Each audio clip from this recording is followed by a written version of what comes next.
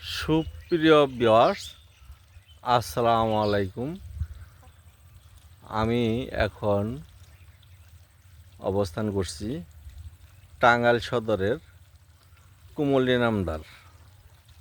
টাঙ্গাইল সদরের কুমলি নামদার সবচেয়ে যে বড় ফসলের মাঠ, সেই ফসলের মাঠে। তো অগ্রহায়ণ মাসের আজকে 4 তারিখ, এখনও এই চকটি পানিবন্দী। যেই পানিবন্দির কারণে তো শত শত শত একর জমি, কৃষি জমি পানিবন্দী হয়ে আছে এবং এর জন্য সরিষার এই বছরের যে সরিষার একটি সম্ভাবনা, সেই সরিষা চাষটি এই বছর আর হচ্ছে না। তো এরকম বেশ কয়েক বছর ধরে এই যাবৎ হয়। এর আগে দেখতাম, এই দিন এই যে আমার পিছনে দেখাচ্ছি, যেহেতু আমার কাছে নাই, এই যে ভিডিও স্ট্যান্ড নাই, যার কারণে আমি ওই ফ্রন্ট ক্যামেরাটা দেখাচ্ছি। যেহেতু আমাদের এখানে ওই সরিষার আবাদটা হচ্ছে না, তো এখানে আমি দোষী মনে করব যে টাঙ্গাইল সদরের যে কৃষি অফিসার, জেলা কৃষি অফিসার, তাদের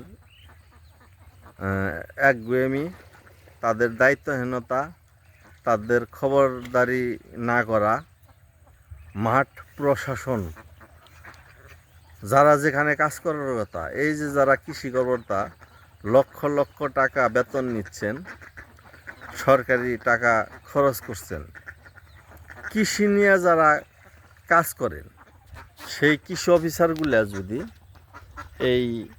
এই সিজনে যদি মাঠে না আসে, কৃষকের সুবিধার জন্য এই আপামর এত বড় একটি চক দেখেন, এই একটা না, শুধু আশপাশের যতগুলা চক আছে ম্যাক্সিমাম চকেই এরকম এখনও পানিবন্দী। এর প্রধান কারণ হয়েছে পানি নিষ্কাশনের কোনো ব্যবস্থা না করা। আগের দিনে যারা কৃষি অফিসার ছিল, তারা গ্রামে গ্রামে ঢুকতো, 1 ইঞ্চি জমি পতিত থাকলে তার জবাবদিহি নিত, এবং কেন সে এই পতিত রাখলো বললো না, এর কারণ কি, তার টাকা না থাকলে তাকে লোন দেওয়ার ব্যবস্থা করতো।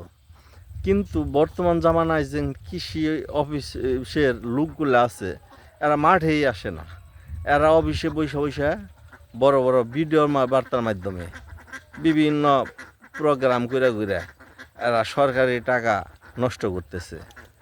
যদি তারা মাঠেই না আসে, তাহলে তাদের কি দরকার সরকারি একটি চেয়ার, সরকারি একটি অফিস দখল করে রাখা?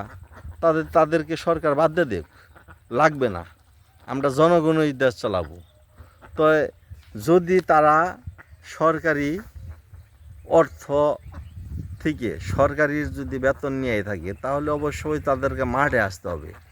এই যে মাঠে আসতেছে না, এই কেন পানি নিষ্কাশন ব্যবস্থা হচ্ছে না?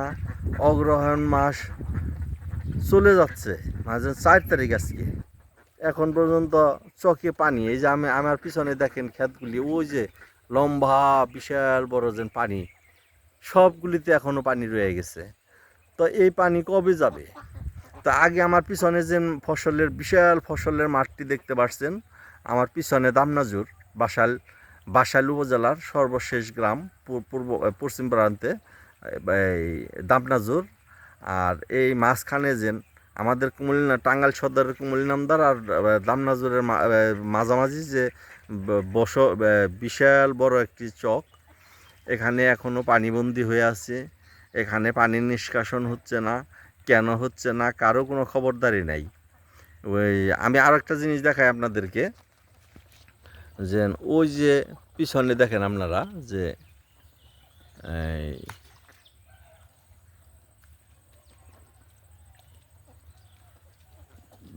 সরি, এটা দেখাইতে পারছি না আমি, যে ওই যে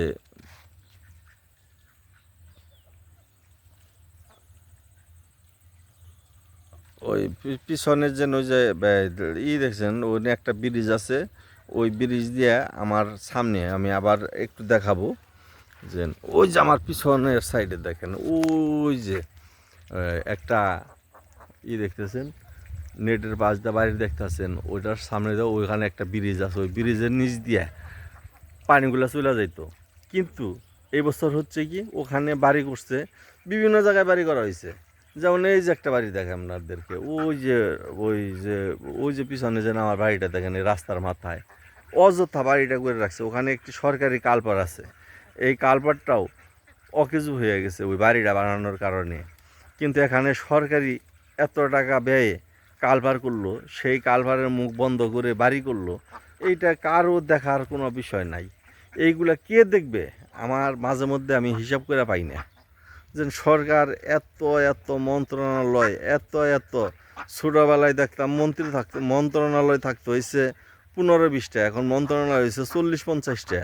তো প্রত্যেকটা বিভাগেই আলাদা আলাদা মন্ত্রী দেওয়া আছে, অফিস দেওয়া আছে, মন্ত্রণালয়ের যে শাখা পুরো শাখাগুলো, যে ওই প্রত্যেকটা ডিস্ট্রিক্টে প্রত্যেকটা উপজেলায় শাখা অফিস আছে। তারা এই রিপোর্টগুলো মন্ত্রণালয় থেকে বাজেট হবে। তো যাই হোক, আমার শারীরিক অবস্থা বেশি ভালো না, এর জন্য আমি বেশি সুন্দর করে বলতে পারলাম না। আপনারা বুঝে নেবেন যে কাদের কারণে এই যে বিগত একটা সরকারি একটা ভাষণ ছিল যে 1 ইঞ্চি জায়গাও পতিত রাখবো না।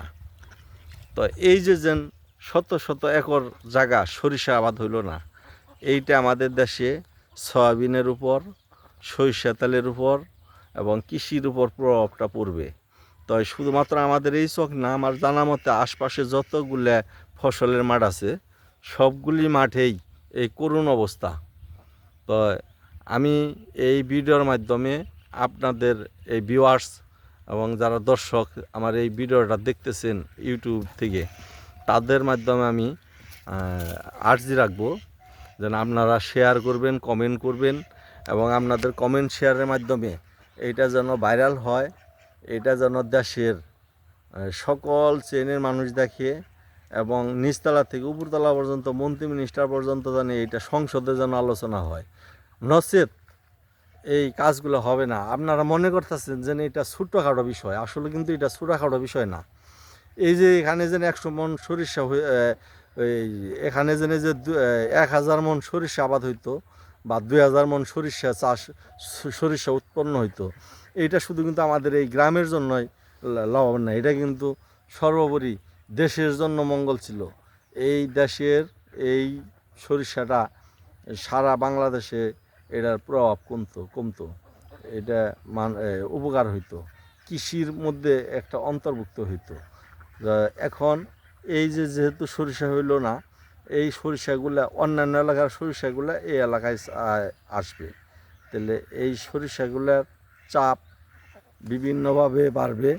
যার কারণে আমি আপনাদের নিকট আবারও একটা আর্জি রাখছি যে এই ভিডিওটা আপনারা সবাই শেয়ার করবেন, কমেন্ট করবেন এবং যারা এই যে আমি পরিচয় দিয়ে দিলাম যে টাঙ্গাইল সদরের এই কুকুমলি নামদার ফসলের মাঠ, যাদের ক্ষমতা আছে, যাদের বিভিন্ন দপ্তরের লোক আছে, সরকারি দপ্তরে, আপনারা ফোনের মাধ্যমে হোক যেভাবেই হোক এই ভিডিওগুলি একটু তাদেরকে দেখানোর চেষ্টা করবেন, তাদেরকে বোঝানোর চেষ্টা করবেন যেন তারা খুব তাড়াতাড়ি পদক্ষেপ নেয় এই করার জন্য, আমাদের এই পানি নিষ্কাশন ব্যবস্থাটা তড়িৎ করার জন্য।